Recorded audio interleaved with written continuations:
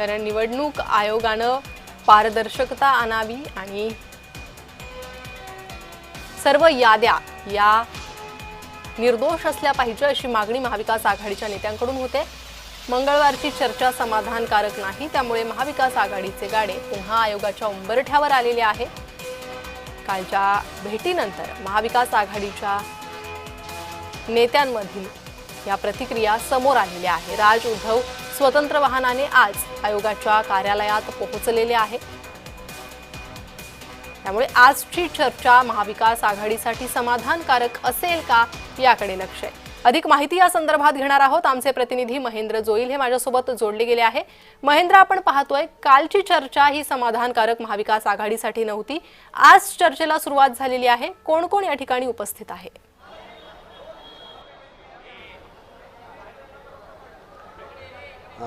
प्रणिता, आज या बैठकीला उद्धव ठाकरे, राज ठाकरे, त्याचबरोबर आदित्य ठाकरे, अमित ठाकरे आणि UBT गटाचेही काही जे अनिल देसाई असतील, खासदार अरविंद सावंत आहेत, अनिल परब आहेत, आमदार अंबादास दानवे आहेत असे, आणि राष्ट्रवादीकडून जयंत पाटील असतील, जितेंद्र आव्हाड असतील, बाळासाहेब थोरात हे काँग्रेसकडून आहेत, विजय वडेट्टीवार आहेत, त्याचबरोबर रईस शेख हे समाजवादी पार्टी पक्षाच्या वतीने या ठिकाणी आले आहेत आणि चर्चा प्रदीर्घ चालू आहे। त्यांची अजूनही ही बैठक सुरू आहे। मात्र या बैठकीत जर पाहायला गेलं तर ज्या चर्चा झाल्या त्याच्यामध्ये विधानसभा दरम्यान ज्या त्रुटी होत्या त्या बाळासाहेब थोरात यांनी सुरुवातीला सांगितलं की आता स्थानिक स्वराज्य संस्थांच्या निवडणुका आहेत आणि त्याबाबतही अनेक तक्रारी आहेत, त्यामुळे चोकलिंगम यांनी ज्या जबाबदाऱ्या आहेत त्या आमच्याकडे अधिकार नाही आहेत असं सांगितलं होतं आणि राज्य निवडणूक आयोग यांनी आमच्याकडेही काही अधिकार नाही आहेत, त्यामुळे आम्ही कोणाशी बोलायचा असा प्रश्न आहे तो उद्धव ठाकरेंनी केला होता आणि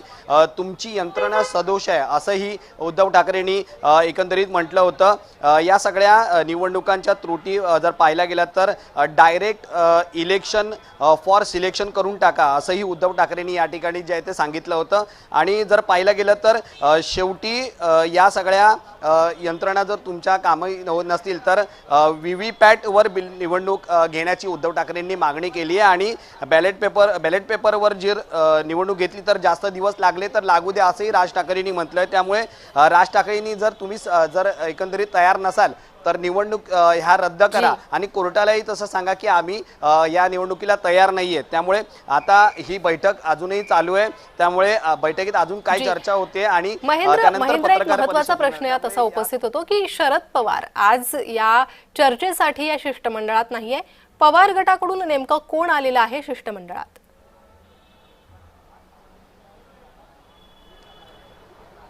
राष्ट्रवादी पवार गटाकडून आज जे ते जयंत पाटील पक्षाचे ज्येष्ठ नेते आहेत आणि जितेंद्र आव्हाड हे या बैठकीला उपस्थित आहेत। मात्र शरद पवार हे त्यांचा पुण्यातील जो आणि बारामतीमधील नियोजित दौरा होता दौऱ्याला ते गेल्या असल्यामुळे या बैठकीला नाही आहेत ते। मात्र प्रामुख्याने आपण एक अजून गोष्ट यामध्ये पाहिली असेल तर संजय राऊत हे ज्या दिवशी आजारी होते त्या दिवशी त्यांनी म्हटलं होतं की मी या शिष्टमंडळात सहभागी असेल। मात्र ह्या दोन्ही बैठकांमध्ये संजय राऊत हे या बैठकीत उपस्थित नाही आहेत, त्यामुळे पक्षाच्या वतीने उद्धव ठाकरे आदित्य ठाकरे हे या बैठकीत उपस्थित आहेत, तर अरविंद सावंत खासदार आहेत, अनिल देसाई आहेत हे या बैठकीला। मात्र संजय राऊत का या बैठकीला नाही आहेत त्याचा अद्याप कारण कळलेलं नाही। मात्र संजय राऊतांनी जो वेळ सांगितलं होतं की या बैठकीला उपस्थित असेल, मात्र संजय राऊत या बैठकीला अनुपस्थित आहेत। बैठक सध्या चालू आहे, यानंतर पत्रकार परिषद होईल आणि पत्रकार परिषदेनंतर पत्रकारांशी जे आहे ते काय चर्चा झाली, पत्रकारांशी काय चर्चा, माध्यमांना काय माहिती महाविकास आघाडीकडून दिली जाते हे पाहणं अत्यंत महत्त्वाचं असणार आहे। पुन्हा एकदा मी तुमच्याकडे येईल,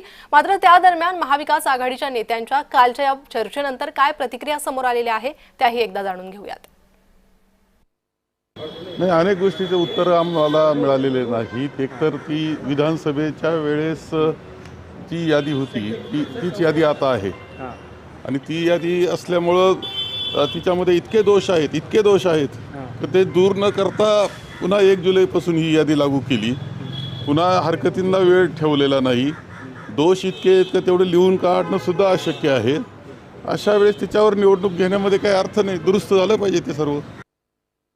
निवडणूक याद्या पूर्णतः जो राज्य सरकारने दिलेला केंद्र सरकारने दिलेला प्रोग्राम असेल तरी त्यामध्ये असलेले घोळ काढायचा, काय त्रुट्या असतील दूर करायच्या, त्या याद्या एकदम पूर्णपणे पारदर्शी असाव्यात, अशा भूमिका, अशा निर्णय घेण्याचा अधिकार त्यांना आहे. आता त्यावरच खरी चर्चा आहे आता बैठकीमध्ये ते ठरेल. कालची जी बैठक झाली आमची, त्या बैठकीमध्ये प्रामुख्यानं निवडणूक निर्णय अधिकारी त्यांनी आहेत, त्यांनी या आमच्या काही मुद्द्यांना संमती दर्शवली. या संमतीमध्ये डबल मतदान आहे, काही ठिकाणी 4-4 वेळा एकाच माणसाचं नाव आहे. सांप्रतची आज पनवेलमध्ये 23,000 मतं वाढलीत, त्यातली जवळजवळ 4,000 मतं परत डबल आहेत. म्हणजे हे अनेक मुद्दे सर्वांनी दिली. मी या ठिकाणी सांगतो, ही माहिती आम्ही तिथे मांडली आणि त्यामुळे ते म्हणाले की आपण उद्या बसूया. म्हणजे आज आम्ही 50% लढाई जिंकलेली असं मला वाटतं. तर महाविकास आघाडीतील नेत्यांच्या या प्रतिक्रिया महेंद्र आपण ऐकलेल्या आहेत. निवडणूक याद्यांवर प्रश्नचिन्ह उपस्थित करण्यात येत आहे आणि दुसरीकडे उद्धव ठाकरे म्हणतायत की निवडणुकाच रद्द करा. जर मतपत्रिकेवर निवडणुका घ्यायच्या असतील तरच निवडणुका घ्या, अन्यथा निवडणुका रद्द करा, अशी महाविकास आघाडीच्या नेत्यांकडून आता मागणी होऊ लागली आहे. त्यामुळे कुठेतरी विधानसभा निवडणुकीतील पराभवाचा हा धसका घेतलाय का महाविकास आघाडीने, असाच प्रश्न उपस्थित होतोय.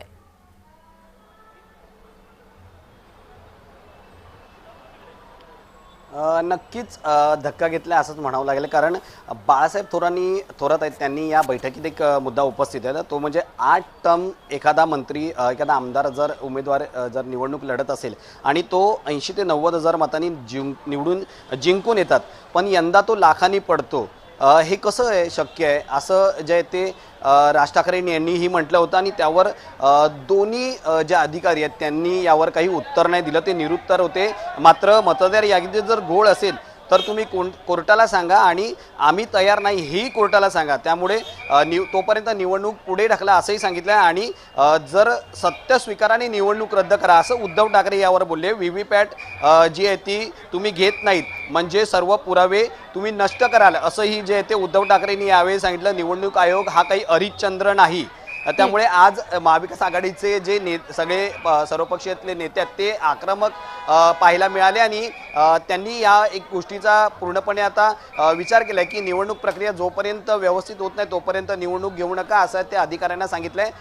काही वेळातच आता जे ते इथून सर्व नेते ते पत्रकार परिषदेसाठी रवाना होतील. काही वेळातच जी बैठक संपलेली आहे असं समजूया, कारण या ठिकाणी जर पाहिलं तर आपण माझ्या उजव्या बाजूला जे आहेत ते ह्या सगळ्या मंत्र्यांच्या गाड्यांचा जो तो काफिला यायला सुरुवात झाला आहे आणि थोड्या वेळात हा सगळा जे मंत्री आहेत ते सगळे आमदार आहेत ते सगळे या ठिकाणी पत्रकार परिषदेसाठी शिवालय या ठिकाणी जाणार आहेत. जी महेंद्र, आपण सध्या पाहतोय किती वेळ महाविकास आघाडीच्या नेत्यांना आतमध्ये कार्यालयात जाऊन झालेली आहे, आणखी किती वेळ साधारण ही चर्चा चालू शकते?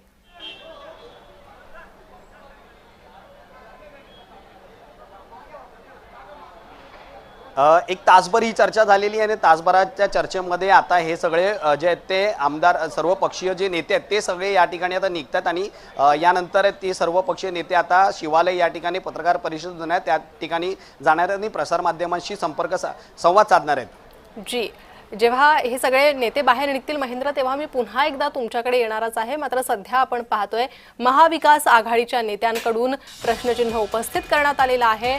मतदार याद्यांवर प्रश्न उपस्थित केलेले आहे आणि लवकरात लवकर या मतदार याद्या दुरुस्त करा असं महाविकास आघाडीच्या नेत्यांचं म्हणणं आहे. त्यासोबतच आगामी निवडणूक प्रक्रियेसंदर्भातही राज ठाकरे उद्धव ठाकरे या दोन्ही बंधूंनी काही मागण्या निवडणूक आयोगासमोर मांडलेल्या आहे. मतपत्रिकेवर निवडणूक घ्या, अन्यथा निवडणुका घेऊ नका, निवडणुका रद्द करा असं दोन्ही ठाकरे बंधूंचं म्हणणं आहे.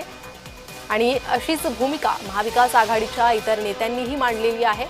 उद्धव ठाकरे, राज ठाकरे, विजय वडेट्टीवार, त्यासोबतच जितेंद्र आव्हाड हे महाविकास आघाडीचे नेते या चर्चेसाठी उपस्थित आहे. आज शरद पवार चर्चेसाठी नाहीये. राष्ट्रवादी शरद पवार गटाकडून जयंत पाटील आणि जितेंद्र आव्हाड हे या चर्चेसाठी उपस्थित आहे.